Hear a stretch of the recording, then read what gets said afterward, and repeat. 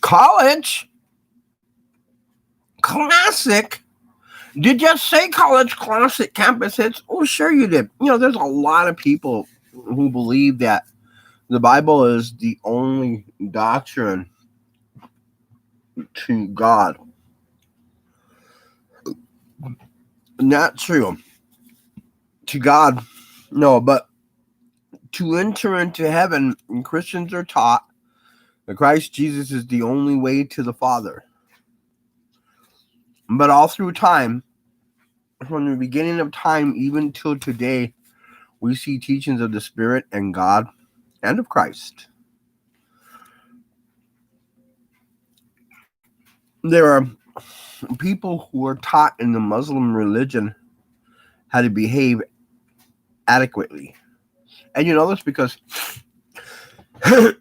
Muslims that are around us, even Islamics, which is a teaching of the Muslim faith, we see their behavior.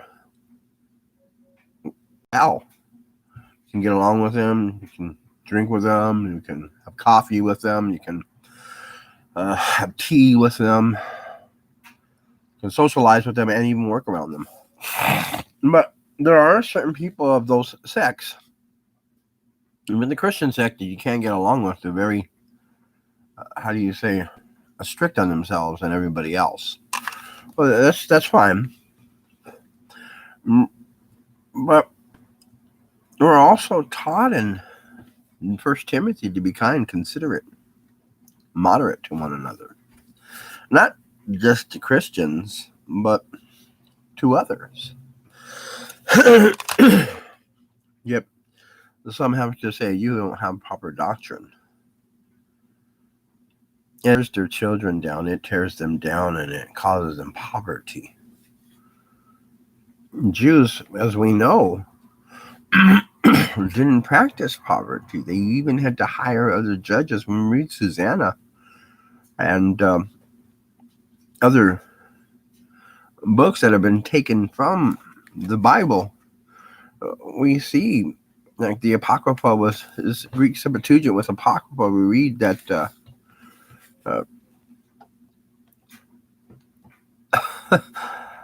they just totally disregarded the fact that there were other nationalities or other faiths around them, because the labor and the abundance was so exceeding.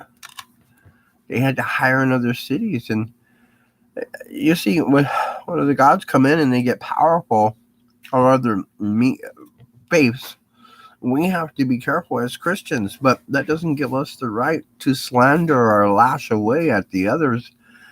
We have to understand that our abundance can cause us poverty. Others will see it and want some. Remember the story about the owner of the vineyard, and he takes his 3 men, sends one after the other, and they beat him and they kill him. He sends his son and they kill him. They want the vineyard.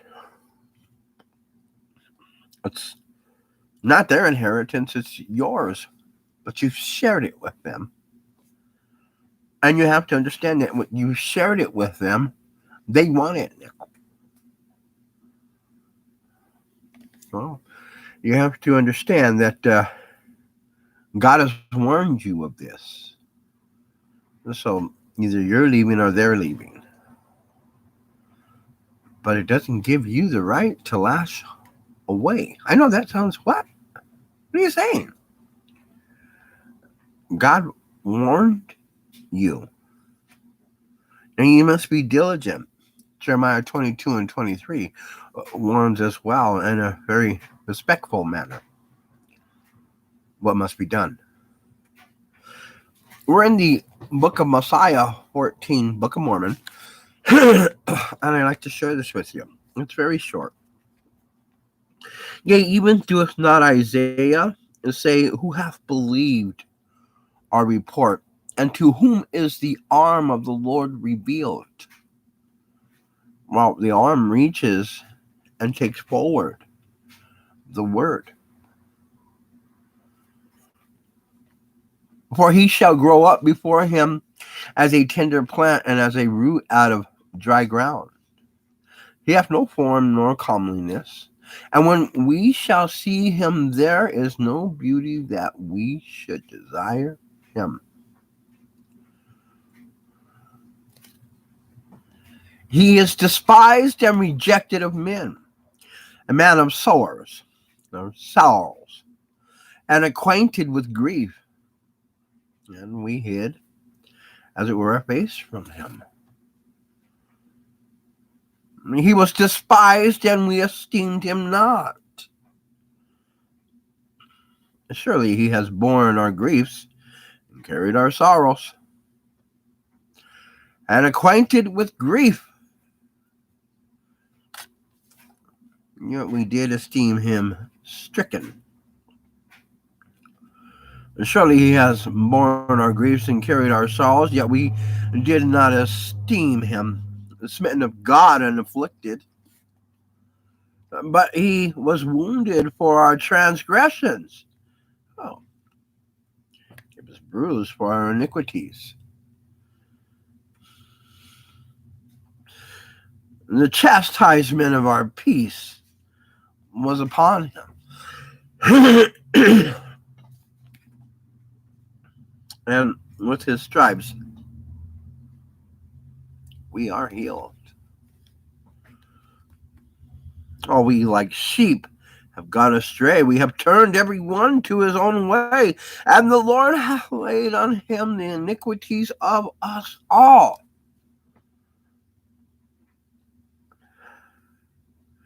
He was oppressed, and he was afflicted. Yet he opened not his mouth. He is brought as a lamb to the slaughter, and as a sheep before her shearers is dumb. So he opened not his mouth.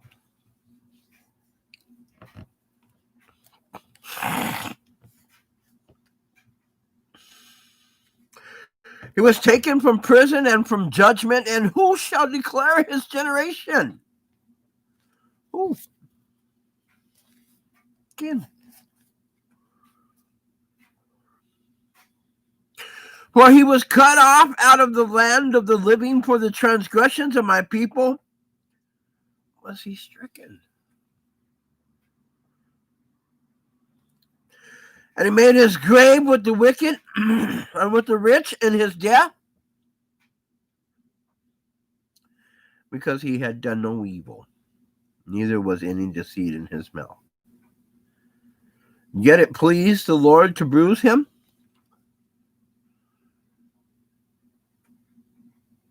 He hath put him to grief. When thou shalt make his soul an offering for sin, he shall see his seed, he shall prolong.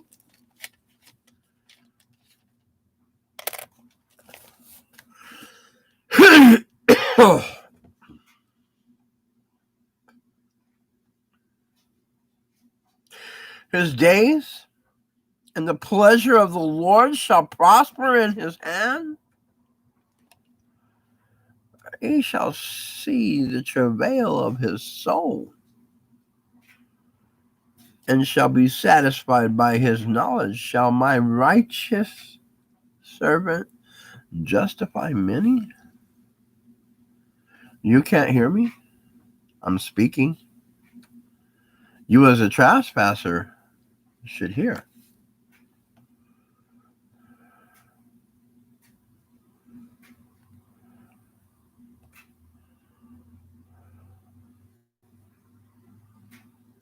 There is hell waiting for you. You will endure it. Or there is heaven. Which do you choose?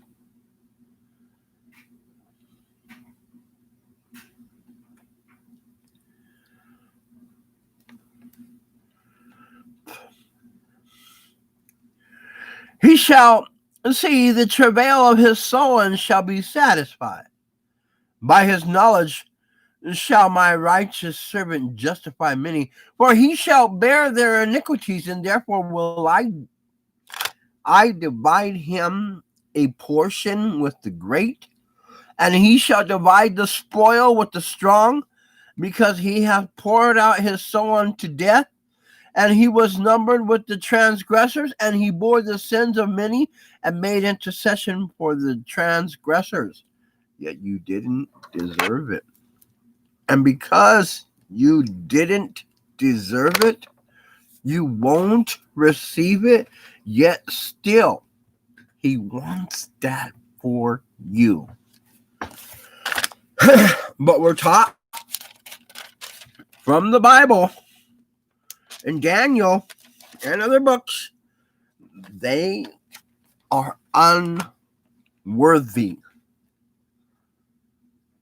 They won't receive it. If they had 6 wings from the age of 1 to 12 years old, by 13 to 19 years old, they had 4 wings. By the time they hit 20, they had 2 wings. God given them the opportunity between these times to reform and to have life eternal.